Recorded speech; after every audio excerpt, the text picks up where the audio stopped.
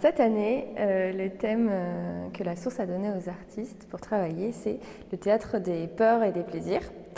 Et cette année, c'est aussi l'anniversaire des 20 ans de la source à Villarceau. Et je souhaitais en fait mettre en avant la singularité de la source Villarceau, qui est liée au fait qu'elle est implantée au cœur du domaine de Villarceau, dans le château.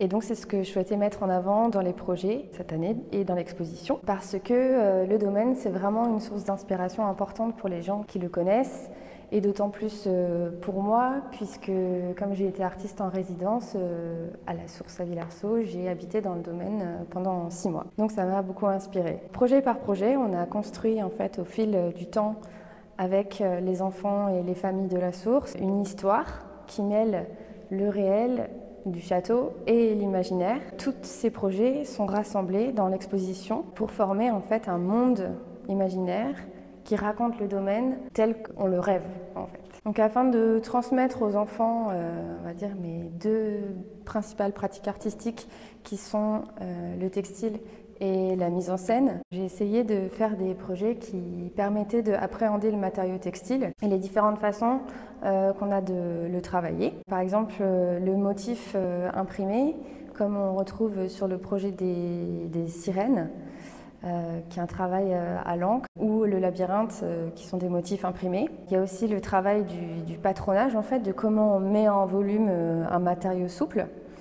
C'est par exemple le travail sur les costumes en papier, qui sont des maquettes en fait de patrons. Puis ensuite l'assemblage, donc tout ce qui est la couture, comme on retrouve sur le festin, pour aller finalement jusqu'au plus complexe, le tissage, qui sont en fait le projet avec les couronnes.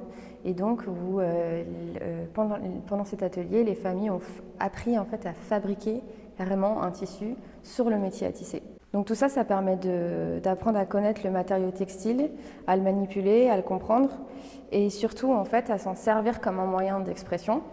Et puis dans un second temps, une fois qu'on a produit, on met en scène et on met en scène aussi par le biais de la photographie pour raconter les histoires, comme c'est le cas par exemple sur le projet de la maquette de la forêt double, qui est un petit peu en fait une maquette qui sert de raconter un film d'épouvante qui mêle en fait le plaisir et la peur.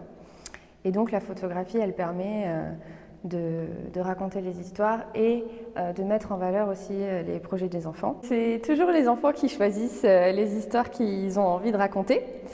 Et puis ensuite, on trouve le moyen d'en faire des productions artistiques.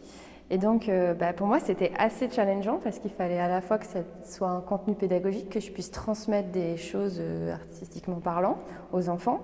Et en même temps, raconter leurs histoires, c'est pas toujours facile.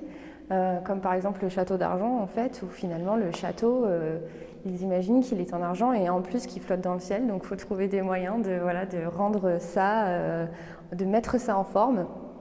Et d'arriver à trouver un moyen de le faire léviter. Pour finir, je dirais que c'est surtout les ateliers à la source, c'est surtout beaucoup d'échanges en fait, beaucoup de partage.